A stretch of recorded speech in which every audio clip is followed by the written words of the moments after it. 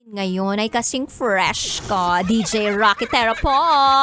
And DJ Alexis with a Y. At meron nga siyang isa-shoutout ngayon, DJ Alexis with a Y. I-shoutout mo na yan. Shoutout sa mga kaibigan, yung mga good influence na nagpupush sa atin to become better people. Igrain, Georgia 1, Kayshan, Justin, and TJ, hello sa inyo. Thank you dahil hindi pa kayo nananawang makinig sa akin katulad ngayon. Ayun oh, what a supportive group of friends naman. Yes. So etong mga binanggit mo na mga kaibigan mong ito yung sumusuporta sa'yo. Ito yung barkada mo. Opo. Buti hindi kayo nagpaplastikan. Ay, hindi. Very true ang barkadahan namin. Kapag may problema kami, sinasabi namin agad. So, pag may issue kayo sa isa't isa, talagang nare-resolve agad.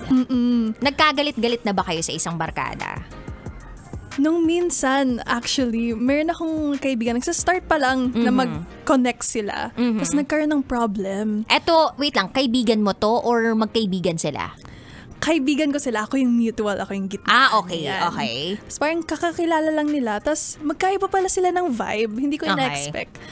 Tapos yung isa, let's say si person A, sabi niya, Zion, etong si person B ha, medyo maging weary ka. Yun yung word na ginamit niya. So ako, matagal ko ng kaibigan si person B, hindi ko kailangan maging weary kasama siya. Wait lang, sabi nung iba, ano daw yung weary? Sabi parang, what is weary? Ang alam lang nila yung parang iihi kasi, uy, gano'n. Hindi po yun Okay. Maging cautious, siguro parang mag-iingat ka. Mag-ingat ka sa kanya. Yan. Ako, ayoko yun, kaibigan ko, ba't ako mag-iingat? So sinabi ko kay person B, sabi ni person A, ganyan ganto, mag-usap kayo. Pinag-usap ko sila. Okay. Na-resolve ang problem. Ngayon, close na sila together. Ayan. At close na kayong tatlo. Close kami tatlo. Yun naman ang mahalaga doon, na pag-uusapan talaga lahat ng bagay. At saka buti hindi ka madaling ma-impluwensyahan na parang, maging ano ka dyan matagal ko na tong kaibigan. At least dinefend mo agad yun. Kasi may iba na, talaga bakit? Diba, tell me more, what's the tea? Para tsaka palang hanap ni. Ay, hindi. Buti ganun ka. Tsaka naniniwala ka ba na ang mga kaibigan ay isang refleksyon din ng pagkatao mo?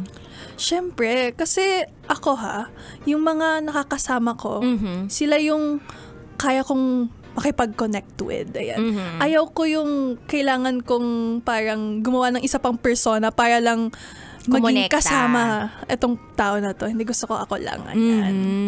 So, ibig sabihin, pag ikaw ay nakikipag-friend, talagang yung real you yung pinapakita mo.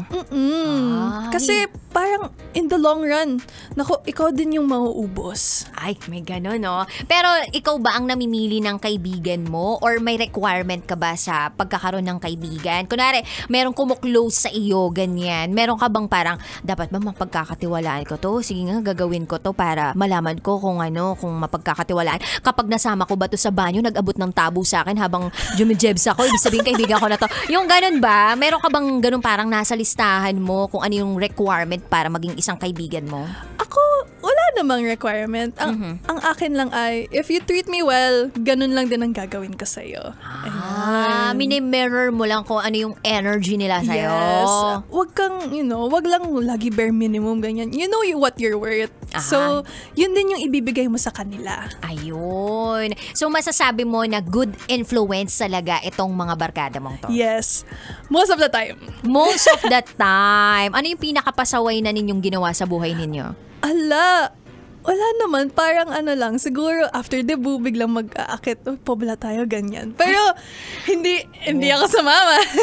Wait lang. Ang mga tambayan ba ng mga Gen Zs ngayon, nasaan na? Pobla, bukod sa Pobla, ano pa?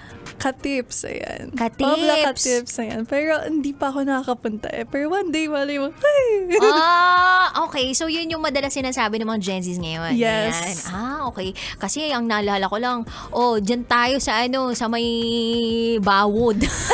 Harbor Square lang yun. Dito yun, Bawod. Bawod? Oo. Tsaka yung mga Diyan sa bandang timog. Alam mo kung saan may isang mga timog-timog na ganyan, mga sentral. Na nagsara na ganyan. O kaya pag medyo wala kang pera, doon tayo sa mga gilid-gilid lang. Tusok-tusok, ayan. Tusok-tusok lang, ayan. So, may message ka ba sa mga kaibigan mo ngayon?